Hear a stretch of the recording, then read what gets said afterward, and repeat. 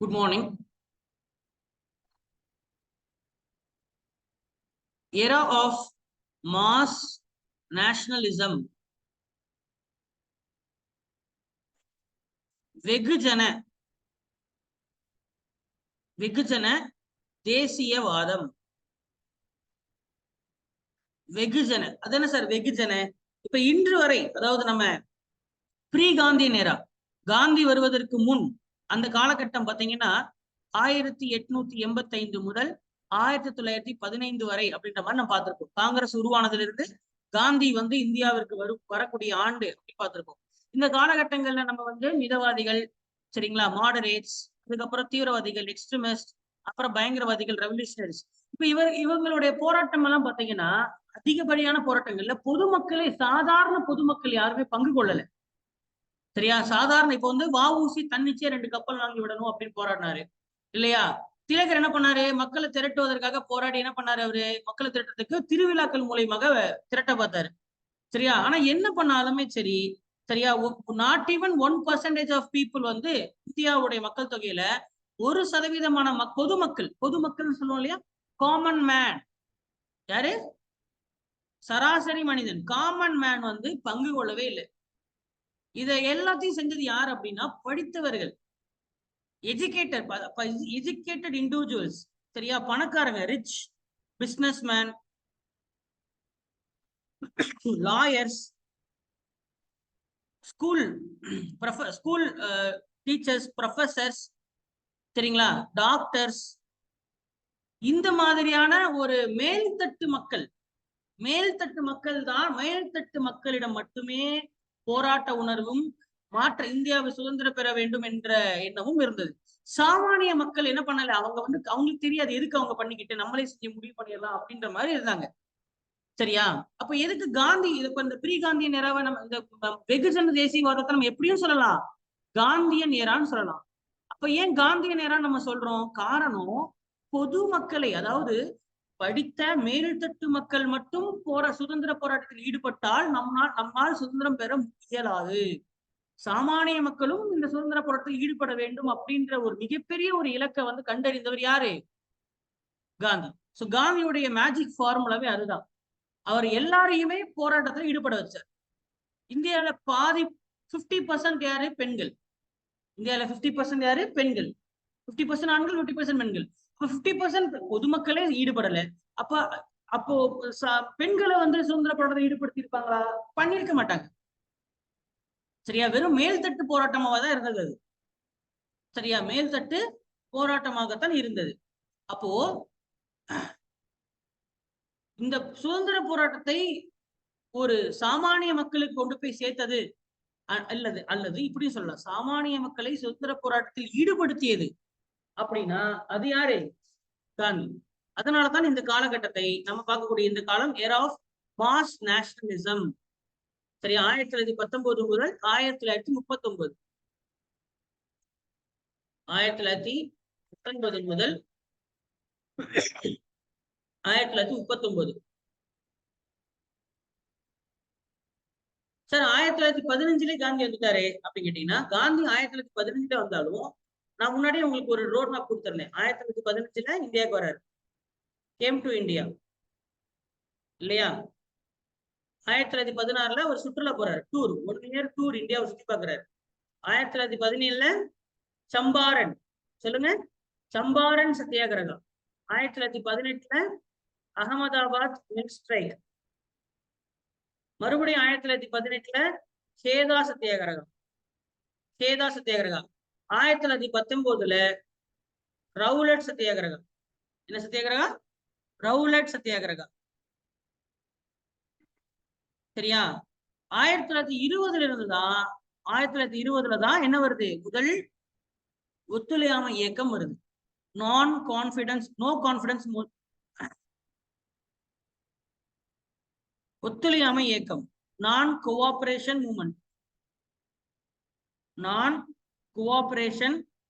Moment, ஒத்துழையாமை இயக்கம். அப்ப காந்தியின் முதல் முக்கிய வெகுஜன போராட்டங்கள் என்றால் 3 தான். காந்தியின் முதல் முக்கிய வெகுஜன போராட்டங்கள் அப்படின்னு கேட்டீங்கன்னா வெறும் 3 தான்.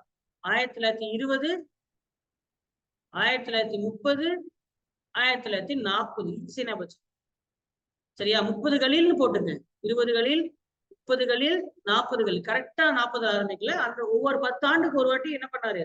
ஆமா செய்தார். அப்ப முதல்ல வந்து என்சிஎம், என்சிஎம், அடுத்தது சிடிஎம், 1940களில் QIM, 1940களில் QIM இன்சியனா வச்சு நான் முதல்ல ரோட் மேப் கொடுத்து அழகா சொல்லிடுறேன்.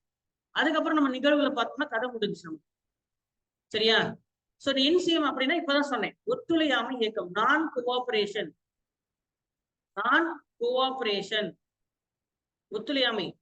சிடிஎம் சட்ட மறுப்பு இயக்கம், சிவில் டிஸ்ஒபீடியன்ஸ், சிவில் டிஸ்ஒபீடியன்ஸ் சட்டத்தை மறுக்கும் இயக்கம், சட்ட மறுப்பு இயக்கம். QIM குவிட் இந்தியா மூவ்மெண்ட், வெள்ளையனே வெளியேறு, வெள்ளையனே வெளியேறு, வெள்ளையனே வெளியேறுன்ற இயக்கம். 3 இயக்கம் தான் சார். இது 3 தான் அவர் செஞ்சாரா? இல்ல, அவர் சம்பாரன் செஞ்சாரு, அகமதாபாத் செஞ்சாரு, கேதார், அவரு அதெல்லாம் பண்ணாரு. ஆனா அவர் முதல், அதாவது மிகப்பெரிய வெகுஜன இயக்கங்கள், நான் பேசிட்டு இருக்கிறது என்ன, மாஸ் மூவ்மெண்ட், வெகுஜன பெரிய அளவுல பிரம்மாண்டமான போராட்டங்கள் கொண்டிருக்காங்க. அதுக்குள்ள என்ன சம்பவங்கள்ங்கிறது எல்லாமே நம்ம அடுத்து பார்க்கலாம். அதுக்கான காரணிகள், அதுக்கான பின்னணிகள், அதை ஏன் செஞ்சாரு, அது என்னவா முடிஞ்சது அப்படின்றதெல்லாம் நம்ம அது கதைகள்ல பார்ப்போம். அப்போ 3 தான் சொல்லுங்க. ஒத்துழையாமை இயக்கம், சட்ட மறுப்பு இயக்கம், வெள்ளையனே வெளியேறுகிற இயக்கம். NCM, CTM, QIM. சொல்லுங்க. NCM, CTM, QIM. அதோட எக்ஸாக்ட் வருஷத்தை நம்ம அப்ப பார்க்கலாம். ஒவ்வொரு 10 இயர்ஸ் என்ன பண்ணாரு, அவர் செய்தார். அப்ப நடுவில் இன்பிட்வீன் கேப் என்ன, அந்த நடுவில் சரி இது ஆரம்பிச்சு அடுத்து அது ஆரம்பிக்கிற வரைக்கும் நடுவில் என்ன பண்ணாரு, நடுவுல அவர் வெயிட் தான் பண்ணாரு. அவர் ஆக்சுவலி ஒன்னும் செய்யல, ஒன்னும் செய்யலன்ற சென்ஸ், ஒண்ணுமே செய்யலன்ற அர்த்தம் கிடையாது. போராட்டத்துல ஈடுபடல, ஒரு பிரேக் எடுத்துக்கிட்டார். பிரேக் எடுத்துட்டு அந்த மக்களை திரட்டுறதுக்கு டைம் வேணும் இல்லையா? மக்களை திரட்ட வேண்டும் என்றால் ஒரு தக்க சூழ்நிலையும் காரணமும் வேண்டும், சும்மா திரட்ட முடியாது. அப்ப என்ன காரணத்தை அவர் பயன்படுத்தினாரு அப்படின்னு கேட்டீங்கன்னா, இந்த ஒத்துழையாமை இயக்கத்திற்கு அவர் பயன்படுத்திய யுக்தி, யுக்தினா என்ன? யுக்தி, தந்திரம் சார். ஸ்ட்ராட்டஜி, யுக்தி என்ன, என்ன எப்படி பண்ணலாம், பிளான் எது, என்ன காரணம், எதை வச்சு அவங்க மக்களை திரட்ட முடியும். அதை இப்போ உதாரணத்துக்கு, இப்போ இதுக்கு முன்னாடி நம்ம ஒரு கதையை பார்ப்போம். அதாவது வந்து இந்த சுயராஜ்ய மற்றும் சுதேசி இயக்கத்தை வந்து எப்படி மக்கள் போராட்டம் மாத்தினாங்க முன்னாடி இருந்தவங்க. வங்க பிரிவினை போராட்டத்தை தான் சுதேசி இயக்கமாவும் சுயராஜ்ய இயக்கமும் மாத்தினாங்க. ஞாபகம் இருக்கா? அதே மாதிரி தான் மக்களை திரட்டணும்னா காரணம் வேணும். சும்மா வந்து ரோட்ல இறங்கி போராடுறா, அடிச்சா போலீஸ் அடிச்சா தடியடி வாங்கிக்கடா அப்படின்னா எப்படி வாங்குவோம் ஒரு மனுஷன்? பண்ண மாட்டான். அப்போ இதற்கு வந்து என்ன சம்பவம் வந்து இதா இருந்ததுன்னா, பின்னணியா இருந்ததுன்னா, முதல்ல வந்து என்சிஎம் ஒத்துழையாமை இயக்கத்துக்கான காரணம் வந்து கிலாஃபத் இயக்கம் மூலியமாக, கிலாஃபத் ஆல்ரெடி பார்த்துட்டோம், முஸ்லிம்கள் திரண்டு இருந்தார்கள். முஸ்லிம்களும் காங்கிரசும், முஸ்லீம் லீக்கும் காங்கிரசும் ஒன்னா இருந்தாங்க. பார்த்தோம்ல நம்ம கிலாஃபத் இயக்கம். உலகப்போர் முடிஞ்சு துருக்கிய கலைச்ச, துருக்கி அரசாங்கத்தை கலைச்சதுனால, ஆமா உலகளாவிய முஸ்லிம்கள் அனைவரும் என்ன பண்ணாங்க, அதுக்கு எதிராக போராட்டாங்க. அதுல இந்தியாவில வெடிச்ச போராட்டம் தான் கிலாஃபத்து. ரைட்டு, அது ஒண்ணா. ரெண்டாவது வந்து இந்தியாவுல என்ன செய்தார்கள், இந்தியாவுல மான்டேகு செம்ஸ்ஃபோர்ட் சட்டம் வந்துச்சா, அந்த மான்டேகு செம்ஸ்ஃபோர்ட் சட்டத்துல ரவுலட் அப்படின்ற ஒரு சட்டமும் கூடவே வருகிறது. என்ன சட்டம்? ரவுலட் என்கின்ற சட்டம். அந்த ரவுலட் சட்டம் அப்படின்றத எதிர்த்து சத்தியாகிரகம் செய்தாங்க. அதுதான் ரவுலட் சத்தியாகிரகம். அந்த சட்டம் வந்து என்னது,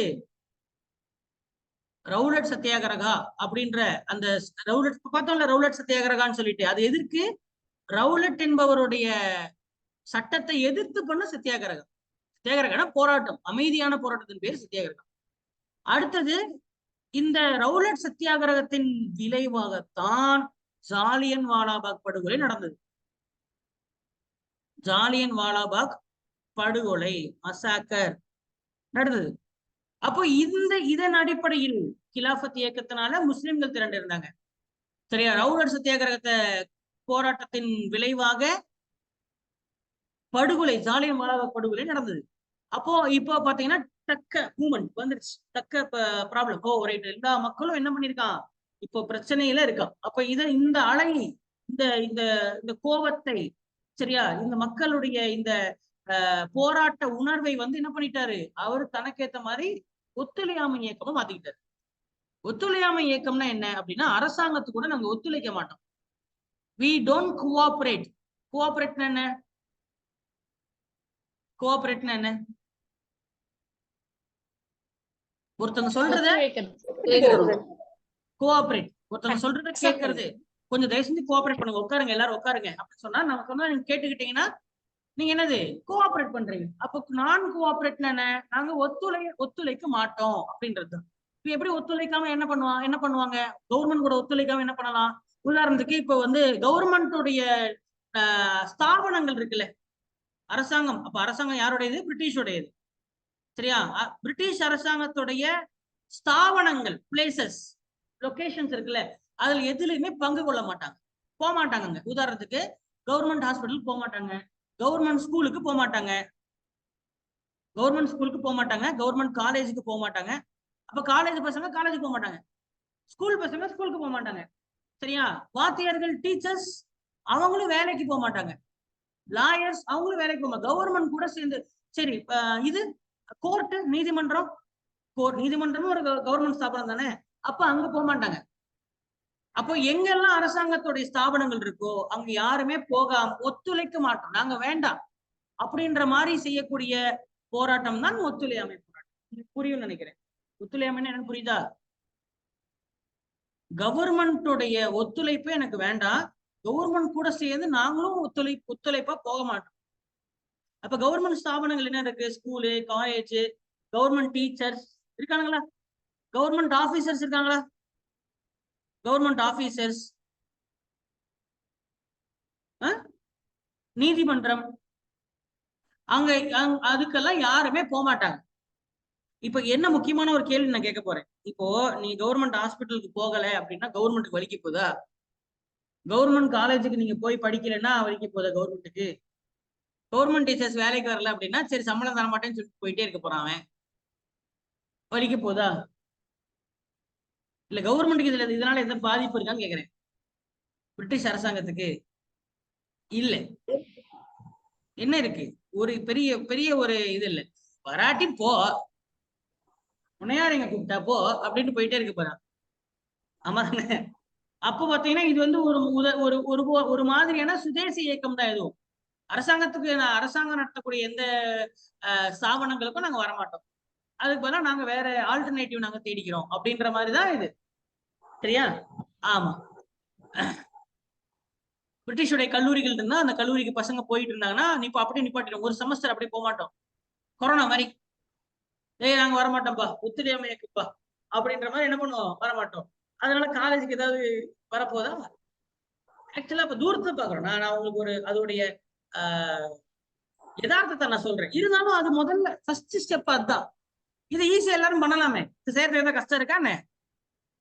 இப்ப நீங்க எல்லாம் நாளைக்கு கவர்மெண்ட் ஆபீசரா இருக்கீங்க, நாளைல இருந்து ஆபீஸ் போகாதீங்கப்பா, எல்லாரும் என்ன பண்ணுங்க, பந்து பண்ணுங்க அப்படின்ற மாதிரி பண்ணோம்னா அதனால அரசாங்கத்துக்கு ஏதாவது இதா இருக்கா? எல்லா எல்லா நடவடிக்கைகளும் நின்று போகும், அவ்வளவுதான். எல்லா நடவடிக்கைகளும் என்ன ஆகும்? ஸ்கூல் நடக்காது, காலேஜ் நடக்காது, வேலை நடக்காது. அப்ப எல்லாமே என்ன ஆகும்? ஸ்தம்பிச்சு நின்று போகும். பந்துன்னு சொல்றோம்ல, இன்னைக்கு பந்துங்க அப்படின்ற மாதிரி ஒரு அதே பந்த ஒரு 3-4 மாசத்துக்கு செய்யறதுக்கு பேரு தான் என்னது, இந்த ஒத்துழையாமை. இது யாருக்கு புரியல? சோ இது அப்ப இதுல ஏதாவது அடி, ஓத, குத்து அந்த மாதிரிதான் இருக்கா? இல்ல. இது யார் வேணா பண்ணலாம். ஆரம்ப பண்ண 16 வயசு பையன் ஒரு ஸ்கூலுக்கு போகாம நான் 12th எக்ஸாம் எழுத போக மாட்டேன், பப்ளிக் எக்ஸாம் எனக்கு வேண்டாம் அப்படின்னு சொல்ல, ஆக்சுவலா பாத்தீங்கன்னா அது பெரிய பாதிப்பு. சரியா? அவன் பப்ளிக் எக்ஸாம் எழுதுறன்னா அவன் ஃபியூச்சர் தான் பாதிப்பு பெறும் இல்லையா? காலேஜ் ஃபைனல் இயருக்கு காந்தி சொல்றாரு, சரண்யா போகாதீங்க காலேஜுக்கு அப்படி சொன்ன, ஐயா செமஸ்டர் எக்ஸாம் இன்னைக்கு முடிச்சுட்டா எனக்கு நாளைக்கு டிகிரி கிடைச்சிரும் அப்படின்னா, இல்லம்மா நாடு முக்கியமா டிகிரி முக்கியமா அப்படின்னு சரண் என்ன சொல்வீங்க? நாடுதான் சார் முக்கியம். நாடுதான் முக்கியம். வந்துட்டாங்க. நாடுதான் முக்கியம். எக்ஸாம் ஃபைனல் எக்ஸாம் எழுத படிக்கிறது கூட ஃபைனல் எக்ஸாம் போகாம என்ன பண்றாங்க? போராட்டத்தில் ஈடுபடுறாங்க. சரியா? அப்ப இது யாராவது நம்ம யாராவது அடிக்க போறோமா, இல்ல நம்மள யாராவது அடிக்க போறாங்களா? கிடையாது. அப்படி இப்படி வந்து இது சக்சஸ்ஃபுல்லா போயிட்டு இருந்துச்சு. அவர் என்ன சொன்னாரு? இன்னும் ஒரே வருஷம் இதே மாதிரி ஒரு நாள் பண்ணி பிரயோஜனம் கிடையாது. ஒரு வருஷம் நான் சொல்றது எல்லாரும் கேளுங்க. காந்தி சொல்றாரு, ஒரு வருஷத்துல நான் உங்களுக்கு வந்து சுதந்திரத்தை வாங்கி தரேன் அப்படின்றாரு. ஆனா யதார்த்தம் என்ன? இதனால வெள்ளைக்காரனுக்கு நீங்க காலேஜுக்கு வந்து டிகிரி வாங்கலைங்கிறத வெள்ளைக்காரனுக்கு ஏதாவது பிரச்சனை இருக்கா? இல்ல. ஒண்ணும் மாறல. அப்படியே பாக்குறாரு. ஆஹா, என்னடா இது நடக்கல. வெள்ளைக்கார ஒரு எந்த ஒரு இதுவும் பண்ண மாட்டேன்றானே அப்படின்ற மாதிரி அப்படியே ஒரு வருஷம் போகுது. ஆனா ஒரு 1922ல ஒரு சம்பவம் நடக்குது. சௌரி சௌரா சம்பவம். என்ன சம்பவம்? சௌரி சௌரா சம்பவம் அப்படின்னு ஒரு 22 போலீஸ் ஆபீசரை வந்து போலீஸ் ஸ்டேஷன்லயே வச்சு எரிச்சிடுறாங்க. சரியா? மக்கள் போராட்டமா இருந்தது. அந்த போலீஸ்காரன் சும்மா போய் ஒம்பளுத்து இருக்கான். ஏய் உசு அப்படின்னு இருக்கான். அவனு என்னடா உசுன்னு சொன்ன அப்படின்னு சொல்லி அந்த மக்கள் என்ன பண்ணாங்க போராட்டத்துல? ஆமா, அமைதியான போராட்டம் என்ன ஆயிடுச்சு? அப்படியே ஒரு கலவரமா மாறி அந்த போலீஸ்காரெல்லாம் ஓடி போய் போலீஸ் ஸ்டேஷன்ல ஒளிஞ்சிக்கிறான். எல்லாம் ஊரே திரண்டு வந்து அவன் எங்க போவான் பாவம். சரியா? உள்ள பூட்டிக்கிறான். சரி நீ உள்ளே கடன் சொல்லிட்டு வெளியில எல்லா சாலையும் மூடி என்ன பண்றாங்க? பெட்ரோல் ஊத்தி போலீஸ் ஸ்டேஷன் எரிச்சிட்டாங்க. எப்படி சொல்லிப்பீங்க? உள்ள இருக்கிறவன் எல்லாம் செத்து போயிட்டான். அப்ப இந்த சம்பவம் வந்தோடனே சரி ரைட்டு, ஆஹா, மக்கள் ஒரு கட்டத்துக்கு மேல போறாங்க. அதனால நம்ம ஒத்துழையாமை இயக்கத்தை கேன்சல் பண்ணிடலாம்னு சொல்லி காந்தி கேன்சல் பண்ணிட்டாரு. ஏன் கேன்சல் பண்ணாரு? இந்த சம்பவத்தினால மட்டுமா அப்படின்னா இந்த சம்பவம் மட்டும் கிடையாது. இது எங்க போகுது? இது சரியான பாதையா?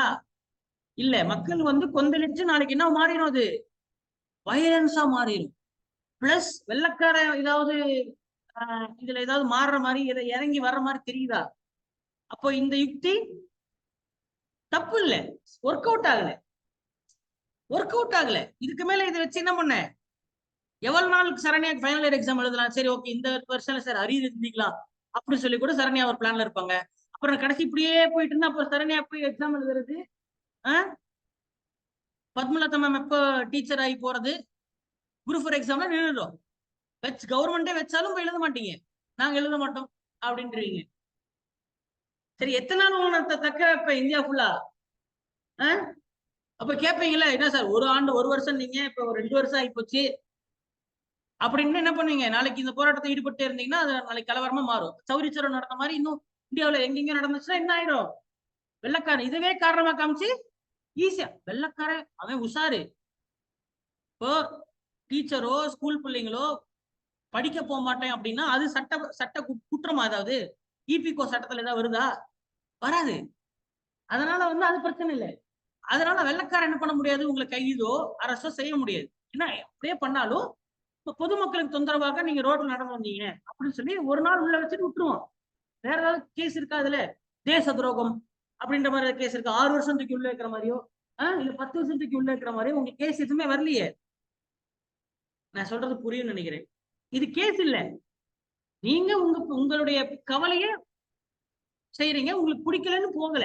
அதனால இது கேஸ் இல்ல, இது போராட்டம், அவ்வளவுதான். ஆனா சௌரி சௌரா கேஸ். அப்ப கேஸ்ல மாட்டினீங்கன்னா வெள்ளக்காரன் என்ன பண்ணிடுவான்? ஈஸியா இதை அமுக்கிடுவான்.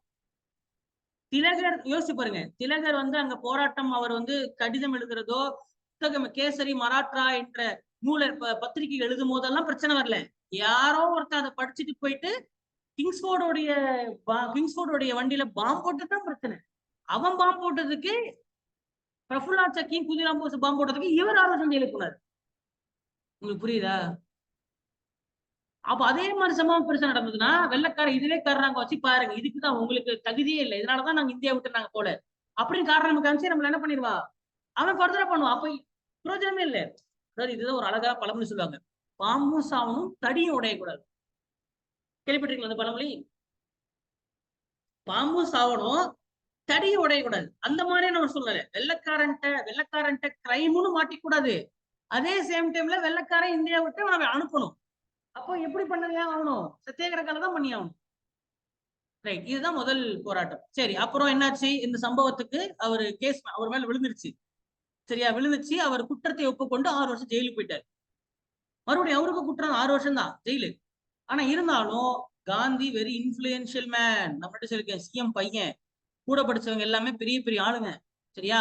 அவர் வந்து உடல்நிலை குறைவு காரணத்தால வெளில விட்டாங்க. அதெல்லாம் ஒண்ணும் இல்ல, இன்ஃப்ளூயன்ஷியல் அவர். சரியா? அவர வந்து என்ன பண்ணிட்டாங்க, ஒரு 2 ஒரு ஒரு ஒரு ஒரு கொஞ்ச நாட்கள்லயே அவர் என்ன பண்ணிடுவாங்க, அவர என்ன பண்ணிடுவாங்க, வெளியில விட்டுருவாங்க. வெளியில விட்டோம்னா மறுபடியும் என்ன வருது, மறுபடியும் அப்படியே அப்படியே ஒரு 2 வருஷம் அப்படியே அமைதியா இருந்துட்டாரு. எதுவும் பண்ணல. ஏன் எதுவும் பண்ணல? ஏன்னா எதுவும் ஒரு போராட்டம்னு வந்தாவே மறுபடியும் அதை என்ன பண்ணணும், அந்த அலையை, அந்த கோபத்தை, அந்த தாபத்தை எல்லாத்தையும் ஒண்ணு சேர்த்து ஒரு பெரிய போராட்டமா பூதாகரமா ஊற முடியும். சரியா? மறுபடியும் என்ன நடக்குது, மறுபடியும் அப்படி வருடங்கள் போகுது. 1927 சைமன் ஆணையம் அப்படின்னு ஒரு பிளான் ஆகுது. Simon commission. சரியா? புது சட்டத்தை போடுறதுக்காக. சரியா? ஒரு புது சட்டம் போடலாம். இப்ப கடைசி சட்டம் எப்ப வந்துச்சு, 1919ல ஒரு சட்டம் வந்துச்சு. கரெக்டா? அந்த சட்டம் வந்ததுக்கு அப்புறம் இன்னும் 2 சட்டம் வரல. அந்த சட்டத்துல தான் முதல்ல எலெக்ஷன் நடத்துனாங்க. இப்ப அந்த சட்டத்துல ஏதாவது தப்பு தப்பு இருக்கா, இல்ல சரி இருக்கா, ஏதாவது மாத்தணும் அப்படின்னா, அப்ப என்ன பண்ணணும், அதுக்கு ஒரு நான் முன்னாடியே சொன்னேன், நேத்து சொன்னேன். எதையாவது ஒரு விஷயத்தை அரசாங்கம் நடத்தணும்னா ஒருத்தரோட தலைமையில ஆணையம் அமைக்கும். சொன்னேன்னா, அப்போ சைமன் அப்படின்றவருடைய தலைமையில ஒரு ஆணையம் அமைச்சு, இந்த சட்டம் சரியா செயல்பட்டு கொண்டு இருக்கா, இல்ல எதையாவது மாத்தணுமா அப்படின்னு என்ன பண்ணாங்க, ஒரு 7 பேர் கொண்ட 7 மெம்பர்ஸ் கொண்ட 7 பேர் கொண்ட குழுவை இங்கிலாந்துல இருந்து இந்தியாவுக்கு அனுப்புனாங்க. அதுக்கு பேர் தான் என்ன, சைமன் ஆணையம். சைமன் ஆணையம் எதுக்கு கொஞ்சம் புரியுதா? 1919ல மாண்டேகு ஜெம்ஸ் சட்டம் வந்துச்சா, அதுல எலெக்ஷன் நடத்தினாங்களா? முதல் எலெக்ஷன் நடந்த ஆண்டு எப்போ, 1920 நடந்துச்சா? அதுக்கப்புறம் இப்ப 7 வருஷம் ஓடிடுச்சு. கரெக்டா? 7 வருஷத்துல இந்த சட்டம் சரி. அப்ப எத்தனை வருஷத்துக்கு ஒரு வாட்டி எலெக்ஷன் சொன்னேன் அப்போ? 3 வருஷத்துக்கு ஒரு வாட்டி எலெக்ஷன். அப்ப ஆல்ரெடி ஒரு எலெக்ஷன் நடந்துச்சு, இன்னொரு எலெக்ஷன் நடந்துருச்சு, 2 எலெக்ஷன் நடந்துச்சு. அப்ப இதுல ஏதாவது குறை நேரம் இருந்தா அதை மாத்தணும்ல. அதானே ஒரு நல்ல அரசாங்கம். அதனால அதை விசாரிக்கிறதுக்காக வேண்டி எதையாவது மாத்தணுமா, இல்லப்பா ஃபீட்பேக். சிம்பிளா சொன்னா என்னது, ஃபீட்பேக் கேட்கறதுக்காக வேண்டி அனுப்பின ஆணையம் என்னது, சைமன் ஆணையம்.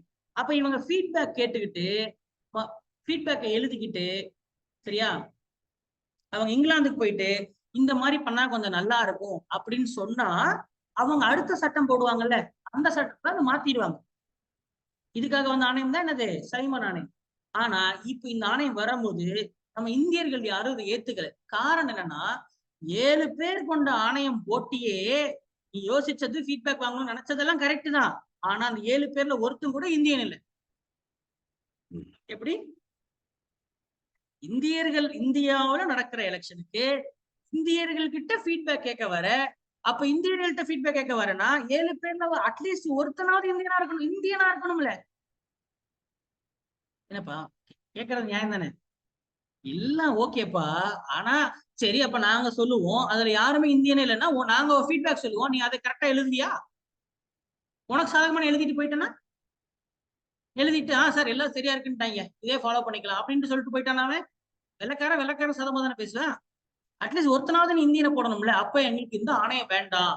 எதுக்கு அந்த ஃபீட்பேக் எதுக்கு வாங்கிக்கிட்டு அப்படியே போக வேண்டியதானே அப்படி என்ன பண்றாங்க, சைமன் கோ பேக் சைமன் சொன்னாங்க. திரும்பி போ சைமனே. என்ன சொல்றான், திரும்பி போ சைமனே. டேய் சைமன், நீ வந்தது வர்றது வேஸ்ட் தான், திரும்பி போடா அப்படின்னு சொல்லி சொல்றாங்க. அப்புறம் காந்திக்கு இப்போ பிரச்சனை கிடைச்சிருச்சு. ரைட்டு. சரி, அப்ப இவனுங்க சரியா பண்ற மாதிரி தெரியல. சரி சரி சரி, ரைட், டைம் ஆச்சு, நம்ம சின்ன ஒரு பிரேக் எடுத்தாச்சு. இப்ப என்ன பண்ணலாம், சரி என்னடா ஒருத்தர் சக்க சரணமும் யோசிக்கிறார், எதை வச்சு பிரச்சனை பண்ணலாம், எதை வச்சு போராட்டத்தை கிளப்பலாம் அப்படின்னு பார்க்கும்போது, பல் வெறியுது. சரியா, மாட்டுச்சுடா மேட்ரு அப்படின்ட்டு என்ன பண்றாரு, உப்பை பிடிக்கிறாரு. உப்பு, சால்ட். சரி, உப்புல என்னடா விஷயம், உப்புல அயோடின் இல்லையா, இல்ல டாட்டா விக்கலையா, என்னடா கேட்டா, வெள்ளக்காரை உப்புக்கும் சர்க்கரைக்கும் தான் வரி போட்டிருந்தான். அந்த காலத்துல உப்புக்கும் சர்க்கரைக்கும் தான் என்னது அதிகப்படியான வரி. ஏன் அப்படின்னு கேட்டீங்கன்னா, ஏன்னா உப்பும் சர்க்கரையும் பயன்படுத்தாத வீடுதான் இருக்கா, கிடையாது. சரியா, இப்ப எப்படி ஜிஎஸ்டிங்கிற வரி எப்படி இருக்கோ, பெட்ரோலுக்குன்னு சொல்லி பெட்ரோலுக்கு வரி இருக்கிறதுனாலதான் பெட்ரோலோட விலை 101 ரூபா இப்போ. சரியா, ஜிஎஸ்டின்னு ஒரு வரி போட்டதுனாலதான் அரசாங்கத்துக்கு வரி போயிட்டு இருக்கு. இன்கம் டேக்ஸ் எல்லாம் எல்லாரும் தான் கட்டல. இன்கம் டேக்ஸ் வெறும் இந்தியாவில 3% தான் இன்கம் டேக்ஸே கட்டுறான். 100ல 3 பேர் தான் இன்கம் டேக்ஸே கட்டுறான், நான் முன்னாடியே சொல்லிட்டேன். அப்ப அவங்க ஜிஎஸ்டியும் பெட்ரோல் தான், பெட்ரோல் விலையும் தான் மக்களை பாதிக்கும். அப்ப இப்போ வந்து ஜிஎஸ்டி பெட்ரோல் எப்படி யோசிச்சு பாருங்க. இப்போ நான் தான் காந்தி, நான் எதையாவது வச்சு மோடிட்ட பிரச்சனை பண்ண நான் நினைக்கிறேன்னா எந்த பிரச்சனை நடந்துக்கலாம் யோசிங்க. ஜிஎஸ்டி எடுக்கலாம், பெட்ரோல் விலை ஏறிக்குன்னு எடுக்கலாம், வேற ஏதாவது இருக்க முடியுமா? இந்த 2 மட்டுமே பேசி என்ன பண்ணிடலாம், என்ன செஞ்ச 10 வருஷமா ஆட்சி பண்ணிய மோடி? எல்பிஜி எல்பிஜி எடுக்கலாம். எல்பிஜி விலை நாங்க எப்படி எவ்வளவு 400 ரூபாய் இருந்த சிலிண்டரு இப்ப 1000 ரூபாய் ஆயிடுச்சு. அப்படின்னு பிரச்சனை பண்ணலாமா? அதுவும் பெட்ரோல் தானே. யோசிச்சு பாருங்க. அப்ப இது எல்லாத்துக்கும் காரணம் ஏன்? 400 ரூபாய் சிலிண்டர் 1000 ரூபாய்க்கான காரணமும் வெறும் 2014 பெட்ரோல் விலை எவ்வளவு? 60 ரூபாய். இப்ப 101 ரூபாய். சரியா? ஜிஎஸ்டி நாங்க டாக்ஸே கட்டாத ஜிஎஸ்டி நாங்க டாக்ஸே இல்லாத மாதிரியும் புதுசா ஒரு டாக்ஸ கொண்டாந்துருக்கோம். 18% ஜிஎஸ்டி அப்படின்ற மாதிரி மக்களை ஈஸியா திரட்ட முடியாதா? அப்ப அதே மாதிரி இதெல்லாம் அப்ப என்னவா இருந்தது? அப்ப இருந்த ஒரே டாக்ஸ் உப்பு. அப்ப உப்பு யார் உற்பத்தி செய்யணும்? அரசாங்கம் தான் உற்பத்தி செய்யணும். பிரிட்டிஷ்காரன் தான் உப்பு தயாரிக்கணும். பிளஸ் அவன் வித்தான், அந்த உப்பை வித்தானா அவன் டாக்ஸ் போட்டு விற்பான். எவ்வளோடா டாக்ஸ்னா 200% டாக்ஸ். அப்ப உதாரணத்துக்கு 30 ரூபான்னு உப்பு இருந்துச்சுன்னா கிலோ, அது விற்கும் போது இப்ப வெறும் 7 ரூபா 8 ரூபா தான் கிலோ உப்பு இல்லையா? எக்ஸாம்பிள் வச்சுப்போம். 1 ரூபாய் 30 ரூபா அப்படின்னு இருந்ததுன்னா 200 மடங்கு டாக்ஸ்னா எவ்வளவு? 200 மடங்கு 30 ரூபா வித்த டாக்ஸ் 200 இன்டு 200% எவ்வளவு?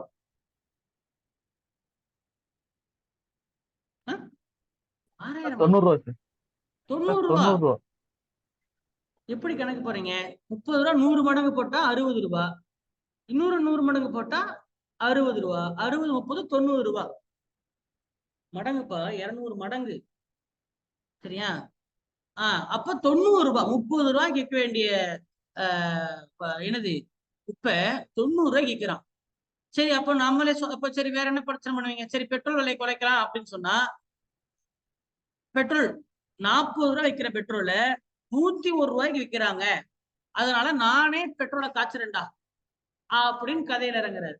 அப்போ அதே மாதிரி இங்க எப்படி பொறுத்துனா உப்ப நாங்களே சுயமா உப்பை தயாரிச்சுக்கிறோம். அதே வெள்ளைக்காரன் தான் உப்பு தயாரிக்கணுமா? எங்க கிட்ட கடல் இல்லையா?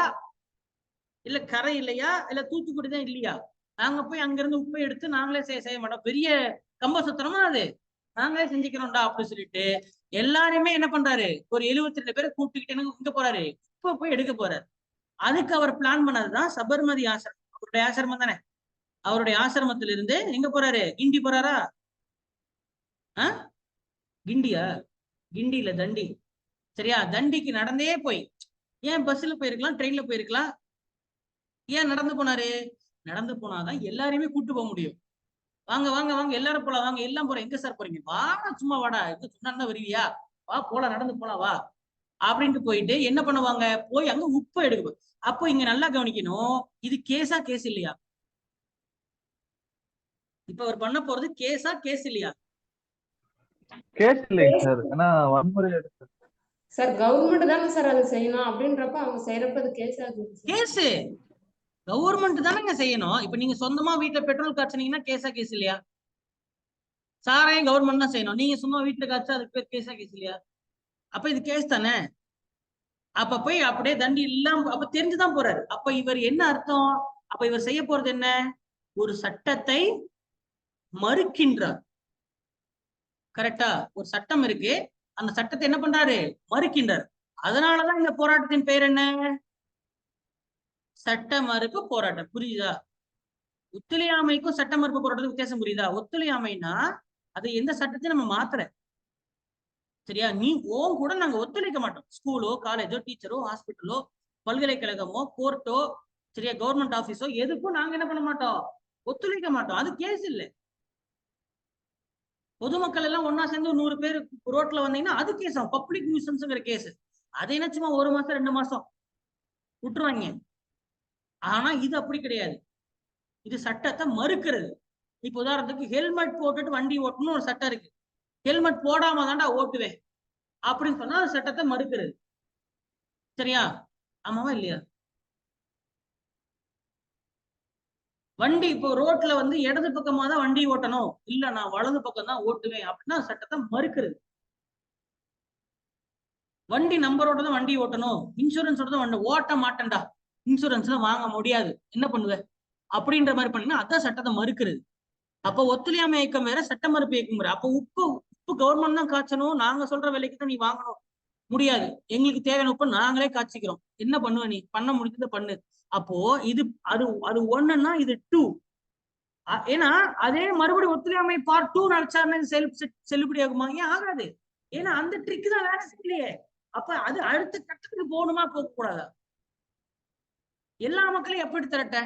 எல்லா மக்களையும் எப்படி திரட்ட சொல்லுங்க? பிளாக் ஃபாரஸ்ட் கேக் அதிகமா போச்சு அப்படின்னு சொன்னா யாராவது போராட்டத்துக்கு வருவீங்களா? அந்த கேக்க நாங்க ஏன் சார் வாங்கி சாப்பிட போறோம்னு சொல்லி போயிருவாங்க. கரெக்டா? அப்ப எல்லாருமே இழுக்கக்கூடிய விஷயம் உப்புப்பா. உப்புங்கிற விஷயம் தானே எல்லார் வீட்லயும். உப்பு எப்படிங்க சாப்பிடுவீங்க?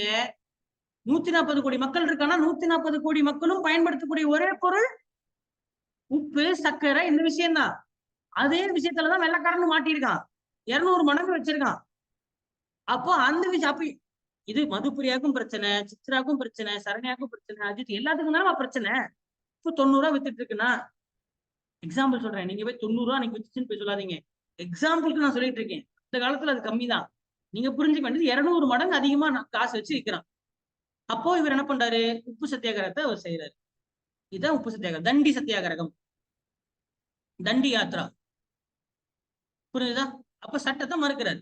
அப்ப என்ன மாதிரியே ஊர்ல இருக்கிற எல்லாருமே செய்ய சொல்றாரு. அவர் ஒருத்தர் நாட்டுல இந்தியாங்கிற மிகப்பெரிய 32 லட்சம் சதுர கிலோமீட்டர் பெரிய இந்தியாவுல யாரோ ஒருத்தர் வந்து வெறும் 300-400 கிலோமீட்டர் நடந்து போயிட்டு உப்பு எடுத்துட்டா வெள்ளைக்காரனை ஏத்துற முடியுமா?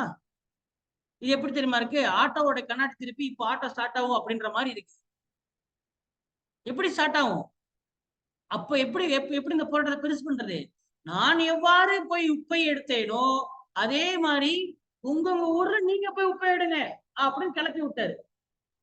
அப்ப என்னாச்சு? ஒவ்வொருத்தரும் இந்தியா ஃபுல்லா என்ன பண்ணாங்க? உப்பை போய் அவங்க அந்தந்த இடத்துல போய் என்ன பண்றாங்க?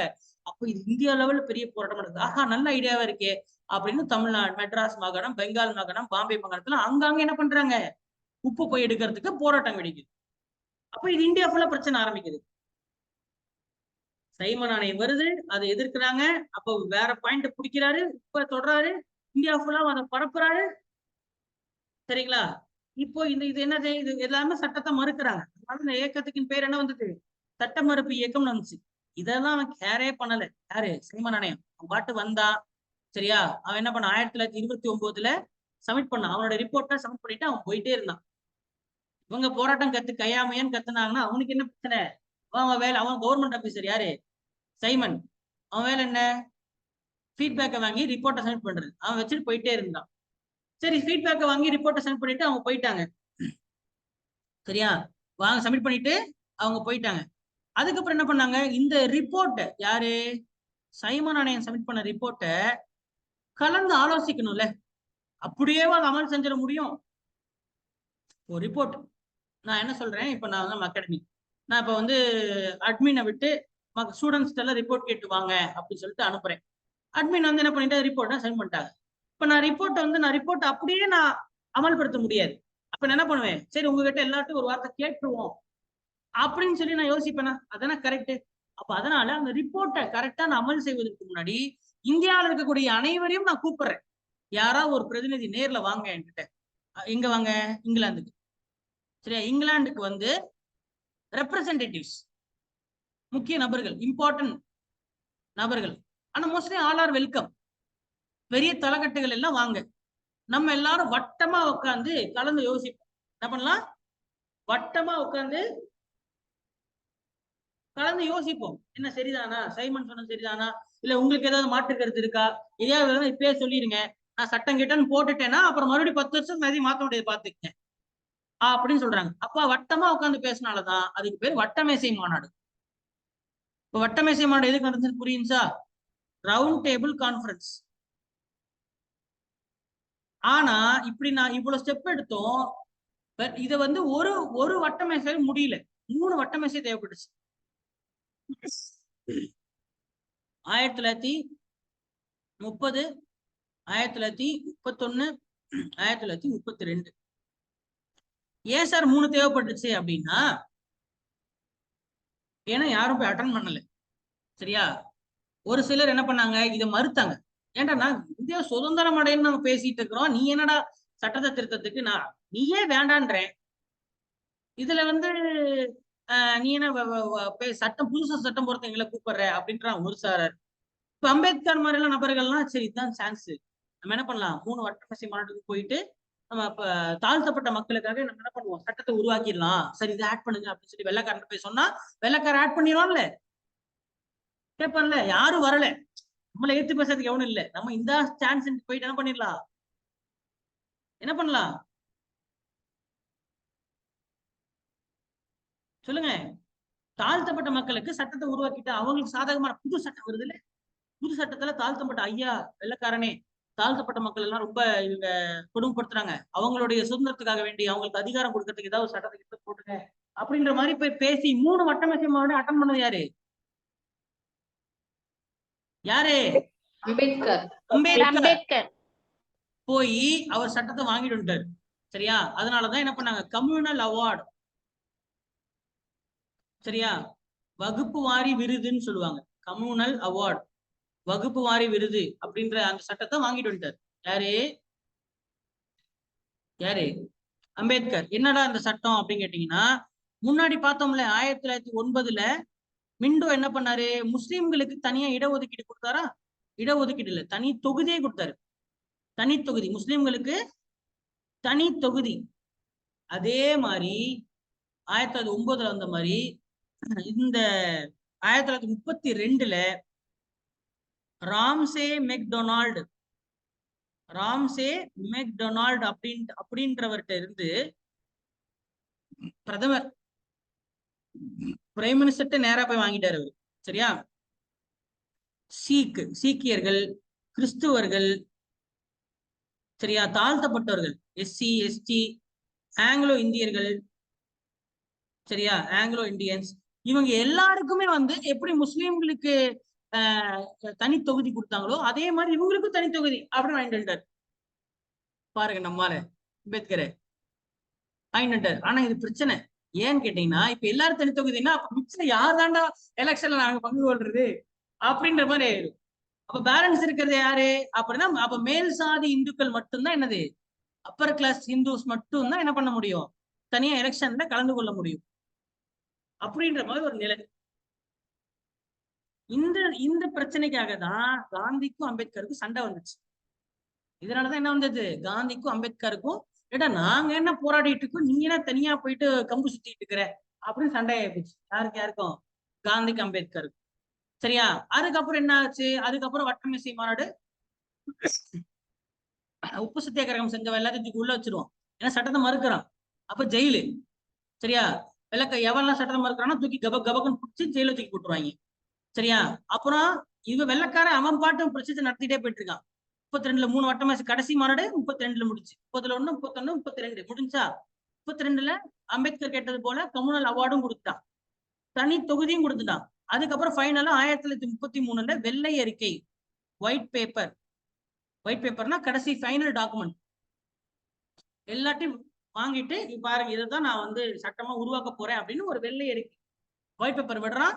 35 சட்டத்தை கொண்டு வந்துடுறான். அப்ப அடுத்த சட்டம் என்ன சட்டம், 35 சட்டம் வருது. அந்த சட்டம் தான் இந்தியாவுடைய அப்போ அந்த காலத்தில் வந்து மிக நீளமான சட்டம், லென்த்தியஸ்ட் கான்ஸ்டிடியூஷன், மிக நீளமான சட்டம். சரியா, அந்த சட்டத்தின் பெயர் கவர்மெண்ட் ஆஃப் இந்தியா ஆக்ட் 1935. இந்த சட்டத்தை தான் நம்ம இன்ன வரைக்கும் நம்மளுடைய இப்ப அரசியலமைப்பு இருக்குல்ல, அந்த அரசியலமைப்புல இந்த சட்டத்துல வந்த சரத்துக்கள் நிறைய இருக்கு. இதை அப்படி யூஸ் பண்ணிக்கிட்டாரு அம்பேத்கர். நம்ம இந்தியாவுக்கு அரசியலமைப்பு உருவாக்கும் போது இதுல இருந்து நிறைய ஃபீச்சர்ஸ் எடுத்துட்டாரு. ஒரு 40-50% காப்பி அடிச்சிட்டாரு இருந்து யாரு, அம்பேத்கர். அப்போ இதுதான் அந்த காலத்துல வந்து மிக நீளமான அரசியலமைப்பு அப்போ வந்து சட்டம். அப்போ ஃபர்ஸ்ட் என்ன பண்றாங்க, நல்லா கவனிங்க, 27 ஒரு ஆணையம் வைக்கிறான், 29 அவங்க என்ன பண்றாங்க, அந்த ரிப்போர்ட் சென்ட் பண்றாங்க. அதை எதிர்த்த போராட்டம் சட்ட மறுப்பு இயக்கமா தனியா, அது காந்தி. அதாவது நல்லா பண்ணிக்கணும், போராட்டம் பண்றவன் போராடிட்டு இருக்கான், அவன் அந்த ரோடு தனியா போகுது, வெள்ளக்காரன் அவன் புரிச்சு அவன் பண்ணிட்டு இருக்கான், அந்த ரோடு அது தனியா போயிட்டு இருக்கு. சரியா, ஆமா. அப்புறம் அந்த ரிப்போர்ட் சைன் பண்ணதை கலந்து ஆலோசிக்கிறதுக்கு கூப்பிடுறான். அது மூணு மாநாடா நடக்குது. சரியா, ஒரே மாநாட்டுல முடியல, ஏன்னா அது வந்து இந்த போராட்டம் வந்து அது பாதிக்குது, நிறைய பேர் வரல. அதனால என்ன ஆகுது, மறுபடியும் அடுத்த வருஷம் சொல்லி வட்ட வருஷம் கூப்பிட்டுட்டே இருக்கிறான். ஒழுங்கா எல்லாம் போயிருந்தாங்கன்னா 30 என்ன பண்ணிருக்கலாம், சட்டை போட்டுருக்கலாம். சரியா, அப்படியே இழுத்து, சரியா, கடைசியா ஃபைனலா 33ல ஒரு வெள்ளை அறிக்கை லான்ச் பண்ணி 35ல தான் சட்டமாவே மாறுது. சரியா? அப்போ சட்ட மறுப்பு இதுக்கப்புறம் எதுவும் இல்லை, கேட்டது கொடுக்கல வெள்ளக்காரன். சரியா? சட்டத்தை மறுத்தும் எந்த பிரயோஜனம் இல்லை. அப்படியே என்னாச்சு, சாந்தமாயிருச்சு. மறுபடியும் என்ன ஆச்சு, காந்தி அப்படியே என்ன பண்ணிட்டாரு, அவர் என்ன பண்ணிட்டாரு, அதுக்கப்புறம் இல்லையே போராட்டம் பண்றதுக்கு என்ன இருக்கு, எதுவும் இல்லை. அப்ப அப்படியே என்னாச்சு, போராட்டம் அப்படியே அடங்கிருச்சு. மறுபடியும் என்ன ஆகுது, 39ல ஹிட்லர் சும்மா இல்லாம யாரிடமா குறுமீசை ஹிட்லர், அடால்ஃப் ஹிட்லர், அவரு 2ஆம் உலகப் போர் ஆரம்பிக்கிறார். 2ஆம் உலகப் போர் ஆரம்பிக்கிறார். இப்போ 2ஆம் உலகப் போர் யாருக்கு யாருக்கு நடக்குது, வேர்ல்டு வார் 2. எப்பயும் போலதான் வேர்ல்டு வார்னாலே அதுக்கு 2 அணிதான் இருக்கும். என்ன அணி, ஒண்ணு அச்சு நாடுகள், இன்னொன்னு நேச நாடுகள். ஒண்ணு அச்சு நாடுகள், இன்னொன்னு நேச நாடுகள். ஆனா இந்த வாட்டி டீம் கொஞ்சம் மாறுது. யாரா அச்சு நாடுகள் அப்படின்னா ஜெர்மனி வந்துருது. அது எப்பயுமே ஜெர்மனி, உலக போறனாலே ஜெர்மனி வந்துடும். ஜெர்மனி யாரு, அச்சுல இருக்காங்க. அச்சு ஜெர்மனி, இத்தாலி மற்றும் ஜப்பான் 3 நாடு. முதலாம் உலக போர்ல அணி மாறும். முதலாம் உலக போர்ல ஜெர்மனி, துருக்கி, செர்பியா இந்த மாதிரி நாடுகள்லாம் வரும். சரியா? நேச நாடுகள் அப்படி அவங்க அதுல மாற்றம் கிடையாது. பிரிட்டன் எப்பயும் போல, பிரான்ஸ், சரியா, ரஷ்யா, இறுதியில அமெரிக்கா வருது. முதலாம் உலக போர்ல அமெரிக்கா பங்கு கொள்ளவே இல்லை, பெரிய கிடையாது. 2ஆம் உலக போர்ல லாஸ்டா, அதாவது பிரிட்டன், பிரான்ஸ், ரஷ்யா எல்லாருமே தோற்று போற நிலைமை. ஜெர்மனி ஹிட்லர் ஜெயிக்கிற நிலைமை கொண்டார். ஹிட்லரு ஜெயிக்கிற மாதிரி வந்துட்டாரு. இன்னும் ஒரு 2 மாசம் விட்டு இருந்தாருன்னா ஜெர்மனி ஜெயிச்சது, பிரிட்டன் தோத்துச்சு. ஆனா அந்த டைம்ல சில தவறுகளால, சில முக்கிய தவறுகளாலும் அமெரிக்கா களத்துல குதிக்குது. சம்பந்தமே இல்லாத ஒரு ஆளு அவன் களத்துல குதிக்கு இவங்களை சப்போர்ட் பண்றான். குதிச்சதுனால வேற வழி இல்லாம ஜப்பானை எப்படி முறியடிச்சான், 2 அணுகுண்டு போட்டு அவனை துரத்தி அடிச்சான். அவன் எந்திரிக்க முடியல. இத்தாலி, ஜெர்மனி 2 இடத்துல அந்த சர்வாதிகாரிகள் யாரு, ஜெர்மனியோட சர்வாதிகாரி ஹிட்லர், இத்தாலியோட சர்வாதிகாரி முசோலினி. அந்த நாட்டு மக்களே என்ன பண்ணாங்க, அவங்கள அடிச்சு கொண்டுட்டாங்க. Hitler suicide பண்ணிக்கிட்டாரு. ஹிட்லர் என்ன பண்றாரு, சூசைட் பண்ணிட்டாரு. முசோலினி மக்கள் அடிச்சு கொன்னு ஊர் நடுவுல தொங்க விட்டாங்க. அவரோட பாடி அப்படியே 1 மாசம் அங்க கிடந்துச்சு. அப்படியே தேவையில்லாம எங்களை உலக போல இழுத்து நாட்டை நாசம் பண்ணிட்டேன்னு சொல்லிட்டு மக்கள் என்ன பண்ணிட்டாங்க, அடிச்சு கொண்டுட்டாங்க. இப்படிதான் அது முடிஞ்சது. சரியா? 2ஆம் உலக போர் ஆரம்பிச்சது ஹிட்லர். சரியா? அவருடைய கதை தனி, அது நமக்கு தேவையில்லை. சரியா? வேற நம்ம நேரம் தான் பார்க்கலாம். இப்போ 39ல இது ஆரம்பிச்சு 45ல முடிஞ்சிருச்சு. 1945ல இது முடிஞ்சிருச்சு. 39ல ஆரம்பிச்சதுல அப்ப பிரிட்டன் என்ன பண்ணுவான், பிரிட்டனுடைய காலனி நாடு இந்தியா. அப்ப இந்தியாவுடைய படையை பயன்படுத்துவானா, இந்தியா இதே மாதிரி யோசிச்சு பாருங்க. இதே மாதிரி முதலாம் உலக போர்ல ஹோம் ரூல் இயக்கம் ஒரு பிரச்சனை வந்தது. ஹோம் ரூல் இயக்கம் அதே மாதிரி இதே 1939ல 2ஆம் உலக போர் தானே என்ன பண்ணுவாங்க, இதாண்டா சான்ஸ், இப்ப நம்ம கேட்டதை கொடுப்பான். ஏன்னா இதே மாதிரி உலக போர்ல நம்ம வந்து ஹோம் ரூல் இயக்கம் சேர்த்ததுனாலதான் நமக்கு எலெக்ஷனுங்கிற ஆப்ஷன் கிடைச்சது. அப்ப அதே மாதிரி முழு சுதந்திரத்தை வாங்குறதுக்கு நமக்கு என்ன வாங்க கரெக்ட், இதாண்டா சான்ஸ். அப்படி ஆரம்பிக்கப்பட்ட போராட்டம் தான் இந்த வெள்ளையனே வெளியேறுங்கிற போராட்டம். இப்படி ஆரம்பிக்கப்பட்ட போராட்டம் தான் இந்த வெள்ளையனே வெளியேறுங்கிற போராட்டம். வெள்ளையனே வெளியேறுங்கிற போராட்டம். ஃபர்ஸ்ட் ஆக்சுவலா போராட்டம் மாறி இல்லை. உடனே 1939ல என்ன பண்றான், இந்தியாவில் இருக்கக்கூடிய பிரபுக்கள் வந்து உலகப்போர் வெடிச்ச உடனே உங்களுடைய இந்திய படை வீரர்களை தயவு செஞ்சு பிரச்சனை பண்ணாம, என்ன பண்ணாம, எந்த படை ப்ராப்ளம் மறுபடியும் ஹோம் ரூல் அந்த மாதிரி ஆரம்பிச்சிடாது. இந்த வாட்டி அவன் சுதாரிச்சுட்டான். நீங்க இது பிரச்சனைக்கு இது பண்ணிடாம நீங்க எனக்கு என்ன பண்ணுங்க, கொஞ்சம் ஒத்துழைப்பு கொடுங்க. இந்தியர்கள் ஆகிய நாங்கள் உலகப் போரில் ஜெர்மனியை எதிர்க்க உங்களுடைய படை வீரர்களையும் உங்களுடைய ஹெல்ப் எங்களுக்கு கொடுங்கன்னு சொல்லி கேட்கறான். அப்ப அது சும்மா கேட்ட கொடுப்பானா, நீ எனக்கு என்ன கதை கேட்பீங்களா, இப்ப அஜித் கூப்பிடுறேன் ஒரு ஹெல்ப் அப்படின்னு அஜித் என்ன சார் என்ன தரீங்க சார் கேட்பாங்களே, பதில் வேணும்ல. அப்போ அவன் என்ன கொடுக்குறான், ஒரு ஆஃபர் தரான். அதுதான் 1940ல வந்து ஆகஸ்ட் ஆஃபர். ஆல்ரெடி ஆகஸ்ட்னு ஒண்ணு இருக்கும், அது ஆகஸ்ட் அறிக்கை. மான்டேகோ உங்களுக்கு எலெக்ஷன் நடத்த போறேன்னு சொன்னது ஆகஸ்ட் அறிக்கை. எதுக்காக வந்தது? அன்னி பெசன்ட கைது பண்ணதுனால பிரச்சனையாகி அது அவங்க அந்த அம்மாவை ரிலீஸ் பண்ணி ஒரு ஆஃபர் கொடுத்தாங்க, அறிக்கை கொடுத்தான். இது ஆகஸ்ட் ஆஃபருங்கிறது இது வேற. இது என்னன்னா உங்களுக்கு டொமினியன்ங்கிற அந்தஸ்தை கொடுக்குறேன். எப்போ நாங்க சுதந்திரம் அடைஞ்சிட்டோம்னா, சரியா, நாங்க வந்து உலக போரை நாங்க ஜெயிச்சுட்டா நீங்க கேட்டதை கொடுக்குறேன்னு ஒரு ஆஃபர் தரோம். நாங்க உலக போருக்கு நீங்க சப்போர்ட் பண்ணுங்க, நாங்க உலக போர்ல ஜெயிச்சுட்டா நீங்க கேட்ட அந்த டொமினியன் அந்தஸ்தை கொடுக்குறோம். என்ன அந்தஸ்து? டொமினியன்ங்கிற அந்தஸ்தை கொடுக்குறோம் அப்படின்னு என்ன பண்றாங்க, ஒரு ஆஃபர் தராங்க. அதையும் மீறி போராட்டம் நடக்குது. சரியா, அதையும் மீறி என்ன நடக்குது? போராட்டம் நடக்குது. அதுல போராட்டம் செய்தவர்கள் எல்லாத்தையும் தூக்கி உள்ள வச்சுட்டாங்க. போராட்டம் செய்த எல்லாரையும் தூக்கி என்ன பண்ணிட்டாங்க, உள்ள வச்சுட்டாங்க. இப்ப போராடுறதுக்கு ஆளே இல்லை, எல்லா தலைகட்டையும் தூக்கி உள்ள வச்சுட்டாங்க. ஏன்னா வேற வழி இல்லை, இதே மாதிரி போராட்டம் பண்ண இருந்தா போராடுவானுங்க. என்ன பண்ணு, பெரிய பெரிய ஆளுங்கெல்லாம் யார் இருக்காங்களோ அவங்க தூக்கி ஜெயில வச்சிரு, போராட்டம் என்ன ஆயிரும், அடங்கிடும். இப்படித்தானே அவங்க அங்கேயும் பிளான் பண்ணாங்க. அன்னி பெசன்ட் தூக்கி உள்ள வச்சுட்டா போராட்டம் அமைக்கணும்னு நினைச்சாங்க. வேற என்னங்க பண்ண முடியும்? உலக போர் இருக்கு, இங்க கான்சென்ட் பண்ண டைமே இல்லை. ஆல்ரெடி தலையில பெரிய பெரிய போராட்டம், சும்மா நொய்யின்னு இருக்கானுங்கன்னா அவனுங்களை என்ன பண்ணலாம், தூக்கி உள்ள விட அப்படி சொல்லி வச்சுட்டா சால்வ் இல்லை. அப்படி தூக்கி உள்ள வச்சுட்டாங்க. யார் போராட்டம் பண்ணாலும் அடி உத தடி அடிதான், டார்ச்சர் பண்ணக்கூடாது. எனக்கு நிம்மதியா நான் கான்சென்ட் பண்ணது இல்லைன்னா ஜெர்மனி தூக்கி போயிடுவேன் நான். வாழ்வா சாவாங்கிற போராட்டம் யாருக்கு? பிரிட்டனுக்கு. சரியா, இரவு ஃபுல்லா என்ன பண்றான், வானத்துல இருந்து பாம்பு போடுறான், டுமில் என்ன பண்றான், பாம்பு விழுந்துட்டு இருக்கு. லண்டன் மாநகரங்கள்ல பல பேர் செத்து போயிட்டு இருக்கிறாங்க. எங்க எங்க லண்டன்ல. அப்படிப்பட்ட நேரத்துல இவன் நொய்யின்னு காதுகிட்ட கொசு வந்து கத்திட்டே இருப்பாங்க. அந்த மாதிரி வந்துட்டு சுதந்திரம் கூட கத்திட்டு இருக்கான். அப்ப என்ன பண்ணுவாங்க, நான் எதுக்கு நான் இந்தியர்களை கொசு மாதிரி சொல்றேன்னா, ஆக்சுவலா கொசு மாதிரி தான் அவனுக்கு. சின்ன நாடு இது, அவன் உலகம் பூமி ஃபுல்லா இருக்காங்க. புரியுதா? நொய்யும் கத்திட்டு இருக்கா, நான் எட்ரா அந்த மேட்டை கொசு மேட்டர்றான்னு சொல்லி என்ன பண்ணுவோம், ஆமா அடிச்சு கூட அப்படின்னு சொல்லி ஆஃபர் தான் நான் கொடுத்துட்டேன், கொடுத்த ஆஃபர் யூஸ் பண்ணிக்கணும். சும்மா நொயின்னு இருக்கு அப்படின்றதான் என்ன பண்றான். அப்ப எல்லா நபர்களையும் தூக்கி உள்ள வச்சான், பெரிய தலைக்கட்டத்தை உள்ள வச்சோன்னே.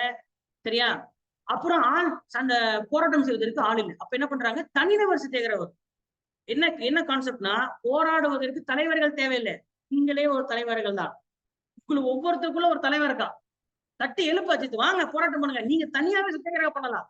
ஆங்காங்கே வந்து அவங்க தனி சத்தியாகிரகத்துல ஈடுபடுங்கள். அப்ப அந்த மாதிரி தலைவரே தேவையில்லை, உங்களுக்கு எதுக்கு தலைமை, நீங்க பெரிய ஒரு தலைவர் தான். அதனால தனிநபர்கள் என்ன பண்ணுங்க, சத்தியாகிரகம் பண்ணுங்க அப்படின்னு இறங்குறாங்க.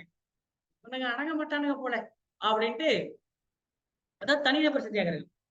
அதோடைய விளைவாக அடுத்து வெடிச்சதுதான் வெள்ளையனே வெளியேறுங்கிற இயக்கம். சான்ஸ் குயிட் இந்தியா மூவ்மெண்ட். இந்த டைம் அவனுங்களை அடிச்சாதான் உண்டு. அதனாலதான் காந்தி என்ன சொல்றாரு, டூ ஆர் டை, செய் அல்லது செத்துப்படி தான் கடைசி சான்ஸ். இதுக்கப்புறம் எனக்கு வயசு இல்லை, 3 சான்ஸ் தான். படத்துல வருவாங்கல்ல, எல்லாமே 3 சான்ஸ் தான், தாண்டா 3வது சான்ஸ். இதுதான் பிடிச்சி மறுபடியும் 3ஆம் உலக போர் வர வரைக்கும் வெயிட் பண்ண முடியாது. தக்க சான்ஸ் அழகா அமைக்கிறீங்க. சரியா, வந்து அழகா அமைக்கிறீங்க. இப்போ செஞ்சா உண்டு, இல்லைன்னா எக்கேடா கெட்டு செத்து போங்கடா அப்படின்னா டூ ஆர் டை. சரியா, டூ ஆர் சரிதானே டைன்றாங்க. அதுக்கப்புறம் என்ன பண்றாங்க, வெள்ளக்காரன் என்ன கொடுக்குறான், வெள்ளக்காரன் இவங்க இந்தியர்கள் முழு சுதந்திரத்தை கேட்கறாங்க. வெள்ளக்காரன் டொமினியன் அந்தஸ்து தரத்துக்கு ஒத்துக்கிட்டான். நீங்க நல்லா கவனிச்சு பாருங்களேன், 1905 நம்ம டொமினியன் ஸ்டேட்டஸ கேட்டோம். 1905 நம்ம டொமினியன் ஸ்டேட்டஸ் நம்ம சுயராஜ்யம். டொமினியன்னா சுயராஜ்யம். கனடாவும் ஆஸ்திரேலியா கேட்டோம்ல, நம்ம வந்து கேட்டது சுயராஜ்யம். அவன் நமக்கு அந்த போராட்டம் வெடிச்சு கடைசி அவன் நமக்கு கொடுத்தது எலெக்ஷன்ஸ். சரியா, அதுக்கப்புறம் நம்ம கேட்டது 1920 இருந்து நம்ம 40 வரைக்கும் நம்ம கேட்டது என்ன, நமக்கு முழு சுதந்திரம். அவன் கொடுக்க தயாரா இருந்தது சுயராஜ்யம். நம்ம கேட்டது என்ன, ஃபுல் இண்டிபெண்டன்ஸ். அவன் நமக்கு கொடுக்க தயாரா இருந்தது என்ன, சுயராஜ்யம். உங்களுக்கு நான் முழு சுதந்திரம் இல்ல, நான் உங்களுக்கு என்ன பண்றேன், சுயராஜ்யம் நீங்களே உங்களை ஆட்சி பண்ணிக்கங்க, இந்த போர் மட்டும் முடிஞ்சிட்டோம், நாங்க ஜெர்மனி இந்த ஹிட்லர் தோக்கடிச்சிடறோம் அப்படின்னு தான் ஆகஸ்ட் ஆஃபர் கொடுத்தான். நான் சொல்ற புரியுதா? ஆனா நம்ம இப்ப என்ன கேட்டு இருக்கிறோம், ஏண்டா நான் சாம்பார் சாதம் சாப்பிட்டு இருக்கும் போது சாம்பார் கொண்டு வா அப்படின்னு சொல்றேன். இப்ப சாம்பார் முடிச்சுட்டேன், அவன் இப்பதான் சாம்பார் குண்டாவை எடுத்துட்டு வரான். சாம்பார் முடிஞ்சிச்சுடா, நான் ரசம் அடுத்து ரசம் சாப்பிட்டுடா, ரசம் கொண்டு வா அப்படின்னா அவன் அப்பதான் ரசம் எடுத்துறான். ஆனா தயிருக்கே போயிட்டேன்டா அப்படின்ற மாதிரி நம்ம ஒண்ணு கேட்க அவன் ஒண்ணு அப்பதான் லேட்டா குடுக்குறான். சரி, அவன் அதை கொடுக்க வரும்போது அவன் நெக்ஸ்ட்டுக்கு போயிட்டோம். நெக்ஸ்ட் அப்படின்னு போயிட்டோம். சரியா, நல்லா கவனிங்க. நாம் முதலில் சுயராஜ்யம் கேட்டோம். இப்போ எந்த போராட்டத்துல? வங்க பிரிவினை எதிர்ப்பு போராட்டம், சுதேசி இயக்கம், சுயராஜ்ய இயக்கத்துல நம்ம என்ன கேட்டோம்? 1905 இருந்து 1900 கைது பண்ணி உள்ளுக்கு வச்சது எப்போ? 1908 வச்சுக்கலாம். 1911 அந்த வங்க பிரிவினையை ரத்து பண்ணிட்டாங்க. அதுக்கு யானை மேல குண்டு போட்டுதான் காரணம். சரியா, அது இருக்கட்டும் ஒரு பக்கம். 1911 விட்டுருவோம். சரியா, 1908 எல்லாத்தையும் தூக்கி திலகர லால் பால் பாலத்துக்கு குட்ட வைக்கிற வரைக்கும் அந்த 3 வருஷம் நம்ம கேட்டது என்ன? சுயராஜ்யம். ஆனா நம்ம கேட்டதுக்கு நமக்கு எவன் ஒத்து வரல? மிதவாதிகள் ஒத்து வரல. அத தேசிய போராட்டம் மாத்தலான்டான்னா காங்கிரஸ் ஃபுல்லாவே அவன் இருக்கான், மிதவாதிகள் இருக்கான். அவன் ஒத்து வரலன்னு சொல்லி 1907 என்ன பிரிஞ்சது? சூரத் பிளவு ஏற்பட்டுச்சு. இவனுக்கு தனியா பிரிஞ்சதுனால லால் பால் பெரிய தனியா பிரிஞ்சுட்டாங்க. அடுத்த வருஷம் ஒவ்வொரு வருஷம் 1907, 8, 9, 10 வருஷம் வெள்ளக்காரன் சட்டம் போட்டு ஈஸி என்ன பண்ணிட்டான்? அவங்களுக்கு தூக்கி உள்ள வச்சுட்டான். யார? தீவிரவாதிகள், எக்ஸ்ட்ரீமிஸ்ட். லால் பால் பாவுசியை செக்கலுக்கு விட்டாங்க. சரியா, இவரே பாரதியார் பாண்டிச்சேரி ஓடிட்டாரு, அரவிந்தோ பாண்டிச்சேரி ஓடிட்டாரு இல்லையா? அதனால பிரச்சனையை முடிச்சு விட்டாங்க. ஃபைனலா மறுபடியும் சரி பிரச்சனை ஓஞ்சுறான்ட்டு 6 வருஷம் ஜெயிலுக்கு போயிட்டு சும்மா எல்லாம் வந்த திலகரு 6 வருஷம் கழிச்சு 1914 வந்து மறுபடியும் என்ன விட்டதுல ஆரம்பிக்கிறாரு. ஏன்னா இன்னும் மாட திருந்தல நீங்க அப்படின்ற வகையில கதைக்கே சம்பந்தம் இல்லாத அயர்லாந்து பெண்மணி ஒரு பெண்ணு, உனக்கு இதுக்கு சம்பந்தமே இல்லையம்மா, நீ ஏமா இந்த காட்டத்துல வர அப்படின்னு சொல்லி அந்த அம்மா என்ன பண்ணாங்க? மறுபடியும் வந்து 1917 ஏப்ரல்ல ஒரு திலகரும், செப்டம்பர்ல இந்த அம்மாவும். இந்த அம்மாவுக்கு ஆல்ரெடி பக்கபலம் இருந்ததுனால ஃபுல் அண்ட் ஃபுல் இறங்கி அடிக்குது 200 பிரான்சஸ்லயும். திலகர் வந்து 6 பிரான்சஸ்ல அவரு என்ன பண்றாரு, செய்யறாரு. இப்ப 206 பிரான்ச்ல இந்தியா ஃபுல்லா நடக்க. சரி, இது இந்த அம்மா உனக்கு இதுக்கு சம்மந்தம் என்ன? நீ அயர்லாந்து பெண், அங்கிட்டு போக வேண்டியதானே? கதையிலே இல்லாம என் 3ஆம் மனுஷன் நீ வந்து பண்றேன்னு சொல்லி அந்த அம்மாவை தூக்கி உள்ள வைக்க அது என்னடானா பெரிய பிரச்சனை ஆயிடுச்சு. சரியா, மான்டேக் என்ன பண்றாரு? மான்டேக் தூக்கி பிரச்சனை ஆனாலும் சரி, ஐயோ சரி சரிங்கடா. ஏன்னா இந்த டைம்ல உலக போர் நடந்துட்டு. சரி, இந்த பிரச்சனை வேண்டாம், கையாமையன்னு கத்திட்டு இருக்க வேண்டாம். சரி, என்னடா உங்களுக்கு என்னடா வேணும்? சுயராஜ்யமாடா, அது தர முடியாதுடா, புதுக்கு எலெக்ஷன் தரேன்டா, அதை வச்சுக்கடா, ஆறுதல் பெருசா வச்சுக்கடா, இதுக்கப்புறம் எவனும் பண்ணப்பட கத்தக்கூடாது அப்படின்னு என்ன பண்றாங்க? 1917 ஃபர்ஸ்ட் என்ன கொடுக்குறாரு? டிக்ளரேஷன் கொடுக்குறாரு. 19 போர் முடியுது. சொன்ன மாதிரியே சொன்ன வகை காப்பாற்றணும்ல, சட்டத்தை கொடுக்குறாரு. மான்டேகு செம்ஸ்போர்ட் சட்டம். ஆனா சட்டத்தை கொடுத்தாலும் மறுபடியும் இந்த மாதிரி எந்த போரும் செய்யக்கூடாது. மறுபடியும் எந்த போராட்டத்துல, ஏன்னா ஒண்ணு கொடுத்தா நெக்ஸ்ட் நீ என்ன சொல்லுவ? இப்போ ஒரு 5000 காசு கொடு டாடி அப்படிம்போம். சரி, அவன் சொன்ன மாதிரி 5000 கொடுத்துட்டா நெக்ஸ்ட் 10,000 வேணும்னு கேட்பேன். 5000 கேட்கும்போது நான் வெறும் 1000 ரூபாய் தான் கொடுத்தேன்னா அப்படிதான் பண்ணுவாங்கப்பா. பார்த்து செலவு பண்றான்னு ஒரு கிழிஞ்ச 10 ரூபாய் கொடுத்து தம்பி பார்த்து செலவு பண்ணணும், பத்திரமா இருக்கணும் அப்படியே கொடுப்பாங்க. சரியா, கேட்டோன்னே அப்படியே கிடைச்சிருதா? கிடைக்காது. அப்ப அதனால என்ன பண்றாங்க? எலெக்ஷன் அப்படின்ற ஒரு மிகப்பெரிய ஒரு விஷயம், இவ்வளவு நாளா கொடுக்காத ஒரு விஷயத்தை அவங்க கொடுக்கும் பொழுது அதுக்கு முட்டுக்கட்டையாக இனிமேல் இவன் எவனும் போராட்டத்தை ஈடுபடக்கூடாதுன்னு சொல்லிட்டு ஒரு பயங்கர சட்டத்தை கொடுத்தா அதுதான் ரவுலட் சட்டம். அதாவது யார வேணா எப்படி வேணா நான் கைது பண்ணுவேன், எந்த ஒரு வாரண்டே இல்லாம கைது பண்ணலாம், வித்தவுட் வாரண்ட். ரவுலட் சட்டமா ஒண்ணும் கிடையாது. வாரண்டே இல்லாம யார வேணா நான் கைது பண்ணுவேன் அப்படின்ற சட்டம் தான். சோ அதுக்கு எதிராக தான் காந்தி சத்தியாகிரகம் செய்யறாரு. அந்த போராட்டத்துலதான் ஜாலியன் வாலாபாக் படுகொலை நடக்குது. அதவே காரணமா காமிச்சு ஒத்துழையாமை இயக்கம் ஆரம்பிக்குது. மறுபடியும் அது சௌரி சோரா சம்பவத்துல போலீஸ் ஸ்டேஷன் எரிச்சதுனால அது முடியுது. மறுபடியும் அந்த குற்றத்தை ஏற்றுக்கொண்டு அவர் ஜெயிலுக்கு போறாரு. 6 வருஷம் ஜெயிலுக்கு போறாரு. ஆனா இருந்தாலும் அவரை வந்து காரணம் காமிச்சு முன்னாடியே ரிலீஸ் பண்ணி விட்டுறாங்க. வேற சம்பவம் கிடைக்குது, ஆஹா நல்ல நாட்டு கிடைக்கல, வெயிட் பண்ண 27 சைமன் ஆணையம் சொல்லி அவனே ஒரு காரணத்தை கொடுக்க, அதுக்காக வந்து வெளியே போடா சைமனை அப்படின்னு சொல்லி ஆரம்பிச்சு பட்டமேசி. உங்களுக்கு கதை தெரியும், ஞாபகம் இருக்கா? சரி, மறுபடியும் வருவோம். அப்போ இங்க மறுபடியும் 2ஆம் உலக போர், மறுபடியும் அந்த ஹிஸ்டரி ரிப்பீட்ஸ். மறுபடியும் சூழ்நிலை, தக்க சூழ்நிலை. யாருக்கு? வெள்ளக்காரனுக்கு எதை கேட்டாலும் கொடுக்கக்கூடிய அவன் நோயில இருக்கான். இததான் காரணமா காமிச்சு வெளியில போ. இப்ப நமக்கு என்ன கேட்கிறோம்? அவன் என்ன கொடுக்க தயாரா இருக்கான்? சுயராஜ்யம் கொடுக்கறதுக்கு தான் அவன் ஆஃபர்னு ஒண்ணு கொடுத்தான். டொமினியன். உங்களுக்கு நான் டொமினியன் கொடுத்துறேன்டா, சரியா, எங்களுக்கு கீழே இருந்தா நீங்க போதும், எல்லாமே நீங்களே பாத்துக்க அப்படின்னு டொமினியன் ஸ்டேட்டஸ் கொடுக்குறான். நான் டொமினியன் கேட்டது 1905. நீங்கடா 1940 பேசிட்டு இருக்க, ரொம்ப லேட்டு. சரியா, அங்க இருக்கு பாரு கேட்டு, அப்படியே எம்சி போடாம சொல்லி என்ன பண்றோம்?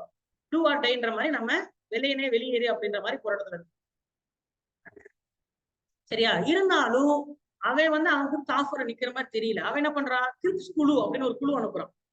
கிரிப்ஸ் அப்படின்றவருடைய தலைமையில என்ன குழு அனுப்புறான், ஒரு குழு அனுப்புறான், கிரிப்ஸ் மிஷன். எதுக்கு, நமக்கு டொமைன் அந்தஸ்து கொடுக்கறதுக்காக. இருந்தாலும் இது அடங்குற மாதிரி தெரியல. சரியா? அதே டைம்ல என்ன நடக்குது அப்படின்னு கேட்டீங்கன்னா, அங்க 1945 என்ன முடியுது, இரண்டாம் உலக போர் முடியுது. அவர் ஹிட்லர் சூசைட் பண்ணி செத்து போயிட்டாரு. முசோலினி அடிச்சு தலைகளை தொங்க விட்டாங்க. சரியா? ஜப்பான கத்திட்டு இருந்தான், போடு 2 பாம்பு ஹிரோஷிமா நாகசாக்கில போடு, 2 லட்சம் பேர் அவுட்டு, இனிமேல் வந்து திரும்பியே பார்க்க கூடாது, எந்திரிக்கவே கூடாது அப்படின்ற அளவுக்கு முடிச்சு விட்டாங்க. இன்ன வரைக்கும் அங்க அவங்க போரை ஏற்றுக்கல. அதுக்கப்புறம் அமைதியான நாடா மாறிடுச்சு இப்போ. சரியா? அங்க படையே இல்லாத நாடு ஜப்பான்ல படையே கிடையாது. ஜப்பான் என்ன கிடையாது, இன்ன வரைக்கும் படை கிடையாது. நீ படை, நாங்க அமைதி நாடு, யாரும் நாங்க படையெடுக்க கொடுத்தது, எங்க யாரும் படையை தர வேண்டாம். சரியா? அப்படின்ற மாதிரி மாறிடுச்சு. ஹிரோஷிமா நாகாசாக்கில ரெண்டு குண்டு போட்டு. சரியா? அதனால என்ன பண்ணாங்க, உலகப்போர் முடிஞ்சிச்சு. உலகப்போர் முடிஞ்ச உடனே ஆனா மக்களுக்கு கோபம் போல.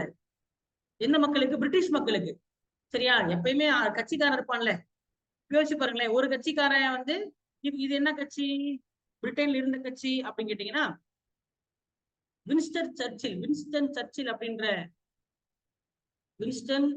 சர்ச்சில் அப்படின்ற ஒரு பிரதமர், பிரைம் மினிஸ்டர். அவர் தான் என்ன பண்ணாரு, ஹிட்லருக்கு எதிராக போராடிட்டு இருந்தார். அங்க இருக்கக்கூடிய பிஎம். சரியா? அங்க இருக்கக்கூடிய பிஎம் இவ்வளவு வருஷமா வந்து ஹிட்லர் கூட என்னதான் போர்ல ஜெயிச்சுட்டாரு. ஆனா மக்களுக்கு என்ன கோபம் இருக்கும், மக்களோட எல்லாமே யோசிச்சு பாருங்க. வீடு வாசல் இருக்காது, பல பேர் குழந்தைகள் செத்து போயிருப்பாங்க, ஊரை விட்டு ஓடி போயிருப்பாங்க.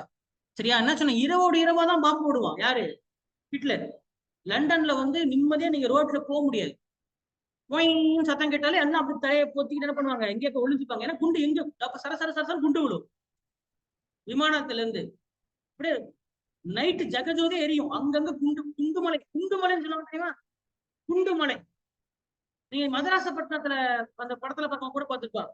குண்டு போறோம் சுத்திட்டே போவாங்க தெரியுமா. அது உண்மை. ஒரு விமானத்தை இப்ப நம்ம விமானம் பார்த்தோன்னா வெளியில வேடிக்கை பார்க்க வருவோம். சரியா? வெளியே ஃபைட்ட பாருங்க. அப்ப விமான சத்தம் கேட்டுச்சுன்னா ஓடி போய் ஒளிஞ்சுக்கதான் செய்யணும் நீங்க. ஏன், விமானம் வர்றது குண்டு போட. சரியா? அப்ப போய் ஓடி போய் என்ன பண்ணுவாங்க, ஒளிஞ்சுப்பாங்க. ஓகே. சோ அப்படி இருந்ததுனால மறுபடியும் வின்ஸ்டன் சர்ச்சிலுக்கு எவனாவது ஓட்டு போடுவானா? போர்ல ஜெயிக்கிறதுக்காக ஒருத்தவங்க ஓட்டு போடுவாங்க. ஒரு நல்ல பிரைம் மினிஸ்டர் இருந்தா போரே நீ செஞ்சிருக்க கூடாதுடா அப்படின்னு என்ன பண்ணுவாங்க. ஆமா, இன்னும் இல்ல, பெட்ரோல் விலை, எல்பிஜி விலை, ஜிஎஸ்டி அப்படின்ற வெறும் பெரிய பிரச்சனை எல்லாம் கிடையாது. பெரிய பிரச்சனையா அதுக்கே நம்ம என்ன பண்றோம், பிரதமரை நம்ம தாளிச்சிட்டு இருக்கோம். இங்க ஒருத்தர் என்ன பண்ணா, 7 வருஷமா போர் நடந்திருந்தா லண்டன் மாநகரம் பிரிட்டனே கவுந்திருக்கும். சரியா? ஒருத்தர் எல்லார் வீட்லயுமே 2 இளைஞர்கள் கட்டாயமா, 18 வயசு ஆச்சா கட்டாயமா நீ போர்ல கலந்துக்கணும். ஏன்னா ஆள் இல்ல, இல்லம் செத்து போயிட்டான். போன வருஷம் போருக்கு போனவன் எல்லாம் என்ன ஆயிட்டான், எல்லா இளைஞர்களும் மண்ணுக்குள்ள போயிட்டான். இப்ப என்ன, மறுபடியும் யாருமே இல்லை. அப்ப என்ன பண்ணுவாங்க, அரசாங்கம் கட்டாயமா ஆண் மகனா இருந்தா போருக்கு வரணும் அப்படின்ட்டு டிஎன்பிசி படிச்சிருந்த கோகுல் எல்லாம் கூப்பிட்டு என்ன பண்ணாங்க, இந்த துப்பாக்கி AK-47 வச்சுட்டு போ அப்படின்னு சொல்லி தொப்பி ஒண்ணு மாட்டிட்டு சண்டைக்கு போச்சுன்னா எங்க போய் சுடுறது, இதுல பப்ஜி கேம் விளையாண்டு போய் சுடுறதுக்கு. அப்ப அடிச்சுட்டு ஒரு ஆள் போவான், அவனும் அவுட்டு. அவ்வளவுதான், ஆண் மகன்களே இல்ல, ஒன்லி லேடிஸ் தான் இருக்காங்க வீட்டுக்குள்ள. இப்படி ஒரு சூழ்நிலை, புரியுதா? இப்படி ஒரு சூழ்நிலை வின்ஸ்டனுக்கு ஓட்டு போடுவாங்களா மறுபடியும்? சொல்றேன், நான் உங்களுக்கு கதையாதான் சொல்றேன். யோசிச்சு பாருங்க, அங்க இருக்கிறவனுக்கு 6 வருஷம் கொடுமை. அப்ப அதனால அவர் மறுபடியும் நான் போரில் ஜெயிச்சேன், நான் காரணம், ஆஹா எனக்கு போட்டு போடுன்னு அவர் இறங்குறாரு. மக்கள் வந்து பாடுறா நாளைக்கு இருந்தா அவனுக்கு அப்படின்ட்டு மாற்றி குடிச்சிட்டாங்க போட்ட. சரியா? வந்தது யாரு அப்படின்னா, வந்தது லேபர் பார்ட்டி. வந்தது யாரு, வேற கட்சி, லேபர் பார்ட்டி. அந்த கட்சிக்காரர் என்ன பண்ணிருக்கான், சரியா, அவருடைய பிரதமர் யாருன்னா கிளீமண்ட் அட்லி. இதுக்கு முக்கியமானது, கிளீமண்ட் அட்லி. ஞாபகம் வச்சுக்கோங்க, அட்லி விஜய் வச்சு படம் எடுப்பாரு டைரக்டர் அட்லி, அந்த மாதிரி அந்த அட்லி இல்ல, இவர் கிளீமண்ட் அட்லி. இவர் பிரதமர் ஆயிட்டார். போட்ட மாத்தி குத்தி விட்டாங்க எல்லாரும். அதனால இவர் என்ன பண்றாரு, ஜெயிச்சு வந்துட்டாரு. இவர் ஜெயிச்சு வந்தோடனே முதல்ல செய்யக்கூடிய விஷயம் தெரியுமா, நான் இந்தியாவுக்கு சுதந்திரம் கொடுக்குறேன்ட்டாரு. என்ன பண்ணிட்டாரு, இந்தியாவுக்கு சுதந்திரத்தை கொடுக்குறேன், கம்ப்ளீட் இண்டிபெண்டன்ஸ் கொடுத்துறேன் அப்படின்ட்டாரு. ஏன்னா அவருடைய அந்த வாக்குறுதி, எலெக்ஷன் வாக்குறுதி சொல்லுவாங்கல்ல, இப்ப நம்ம இப்ப டிஎம்கே ஏடிஎம்கே எல்லாம் வந்தா அடுத்த எலெக்ஷன் வந்தா நான் இதை செய்ய போறேன் அதை செய்ய போறேன் அப்படின்னு சொல்லுவாங்களப்பா. அந்த மாதிரி இவரு வர்றதுக்கு முன்னாடி சொல்லிட்டாரு, ஆட்சிக்கு வந்தா என்ன பண்ணிடுவேன், இந்தியாவுக்கு சுதந்திரம் கொடுத்துருன்ட்டாரு. அதனால வின்சன் சர்ச்சில் வந்து அவுட் ஆக இவர் போர்ல ஜெயிச்சிட்டாரு. இருந்தாலும் மக்கள் அவருக்கு ஓட்டு போடல. கிளீமண்டட்ல எந்த கட்சி, லேபர் பார்ட்டி. சரியா, லேபர் பார்ட்டியில கிளீமண்டட்ல ஜெயிக்க அவர் வரதுக்கு முன்னாடி சொல்லிட்டாரு இந்தியா சுதந்திரம் கொடுத்துறாரு. சரி, இன்னைக்கு சுதந்திரம் கொடுத்துறேன்னு சொல்ல கடைசி ஆகஸ்ட் 15 1947 என்ன பண்ணிட்டாங்க, சுதந்திரத்தை அறிவிச்சுட்டாங்க. சரியா, சுதந்திரத்தை கொடுக்குறேன்னு சொன்னாலும் இந்தியர்கள் அவர்களுக்குன்னு சொல்லிட்டு அரசாங்கத்தை எப்படி உருவாக்குவாங்க, அவங்களுக்கும் இப்போ அப்ப என்னென்ன தேவை, இந்தியா வந்து சுதந்திரம் அடையணும்னா அப்படியே விட்டுட்டு போக முடியுமா? ஒரு வாடகை வீட்டுல நீங்க குடியிருந்து விட்டுட்டு போனாலே எல்லாமே பெயிண்ட் அடிச்சு கொடுக்கணும், எல்லாம் பண்ணணும். கரெக்டா, அப்படிதான் விட்டு போனோம். சரி நானே கிளம்புறேன் எக்கேடா கட்டு போனா சரி விட்டு போயிருவீங்களா, பண்ண முடியாது. அப்ப அவன் வெள்ளக்காரன் இந்தியா விட்டு போறான் அப்படின்னா இந்தியர்கள் அரசியல் செய்வதற்கும் ஆட்சி அமைத்துக் கொள்வதற்கும் சில ஸ்டெப் எடுத்து கொடுக்கணும்ல, அதான நியாயம். அப்ப அவன் என்ன ஸ்டெப் எடுக்கிறான், சரி நான் சுதந்திரத்தை கொடுக்குறேன்றான். ஆனா இங்க இப்ப என்ன பிரச்சனை, இப்போ யாரு சுதந்திரத்தை வாங்குறேன்னு தெரியல.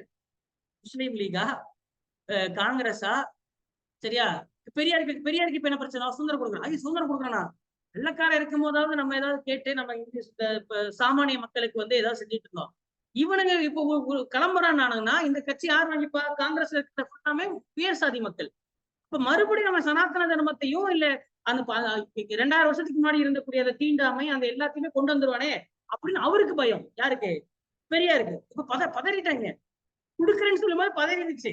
ஆஹா, யார வாங்க போறான்னு தெரியலையே, யார் வாங்குறானோ அவன் தான் ஆட்சி பண்ணுவான், அடுத்த பிரதமர் அவன் தானே. அப்ப அவன் அந்த கட்சி என்ன நினைக்குதோ, அந்த கட்சி என்ன நினைக்குதோ அதனால ஆட்சி சொல்லி மத்த கட்சிக்காரன் பதறுவானா மாட்டானா. அப்ப பெரிய கட்சி எங்க இதுல, காங்கிரஸ். காங்கிரஸ் இருக்கிறது எல்லாமே யாரு, உயர் சாதியினர்கள் தான் இருக்கிறாங்க. யாருக்கா, உயர் சாதியினர்கள் தான் இருக்கிறாங்க. அதனால பெரியாருக்கு பதறிடுச்சு, அம்பேத்கருக்கும் பதறிடுச்சு. சரியா, இப்போ என்னது அடுத்து முக்கியமான கட்சி எது, முஸ்லீம் லீக். ஆனா இவங்களுக்கு தொகுதியே வேற. இவங்க யாருமே இந்துக்கள் கிட்ட ஓட்டு கேட்டு போகணுங்கிற அவசியமே இல்லை.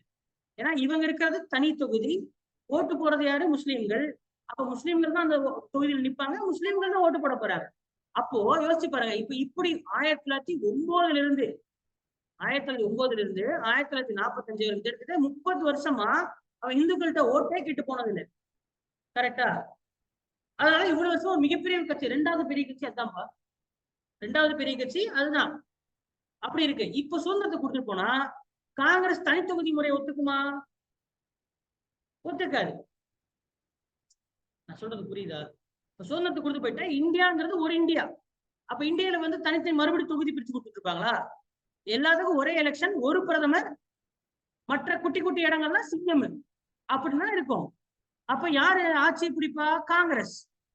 காங்கிரஸ்ல யார் இருக்கா, காங்கிரஸ்ல இந்துக்கள் இருக்காங்க, முஸ்லிம்கள் இருக்காங்க, கிறிஸ்துவர்கள் இருக்காங்க. அண்ட் முக்கியமா அதுல காந்தி இருக்கு. என்னதான் வெள்ளக்காரன் ஆட்சி மாதிரி கிளீமண்டட்லயும் அவனே சுதந்திரத்தை கொடுக்குறேன்னு சொன்னாலும் மக்களை பொறுத்த வரைக்கும் சுதந்திரம் கிடைச்சது யாருன்னு சொன்னா யாரு சொல்லுவீங்க? மக்களை பொறுத்த வரைக்கும் சுதந்திரம் கிடைச்சதுக்கு யார் காரணம்? காந்தி. காந்தி இருக்கிற கட்சி காங்கிரஸ். ஓட்டு யாருக்கு போடுவீங்க? இப்ப நாங்க 30 வருஷம் முஸ்லீம் லீக் என்ன பண்ண, நாங்க வீட்டுக்கு போவா, அப்ப எங்களுக்கு சுதந்திரம் சரி, சொத்த பிரி அப்படின்டா. என்ன பிரி, சொத்த பிரி. எங்க தொகுதியில எங்க இருந்ததோ அதெல்லாம் நாங்க தனி நாடாக எங்களுக்கு வேணும், அப்படி கொடுக்குற மாதிரி இருந்தா நாங்க சுதந்திரத்தை ஒத்துக்கிறோம், இல்லைன்னா நீ ஆட்சி பண்ணு அப்படின்ட்டாங்க. சொல்றது புரியுதா? இல்லைன்னா நீ ஆட்சி பண்ணு.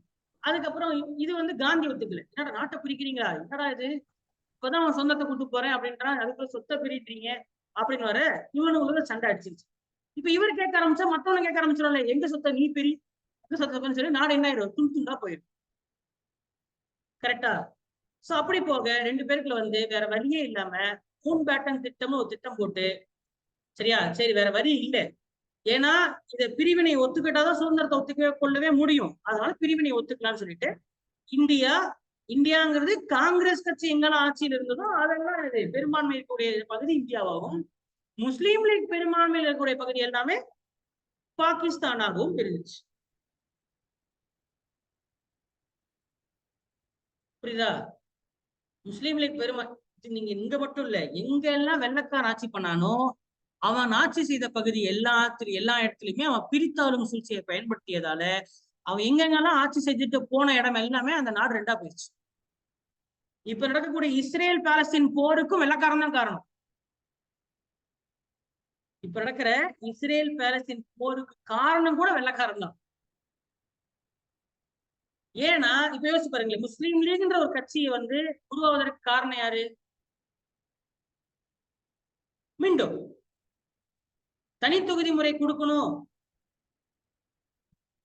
இப்ப உதாரணத்துக்கு எக்ஸாம்பிள் சொல்றேன், உங்ககிட்ட 2 குழந்தைங்க இருக்கு, 3 பசங்க இருக்காங்க, சரியா? இப்போ 3 பசங்க, ஒரு பையனுக்கு மட்டும் தனி தட்டுல சாப்பிடுறதுக்கு பழக்கப்படுத்திட்டீங்க, மத்த 2 தம்பிகளும் ஒரே தட்டுல சாப்பிட்டு பழக்கப்படுத்திட்டீங்க, சரியா?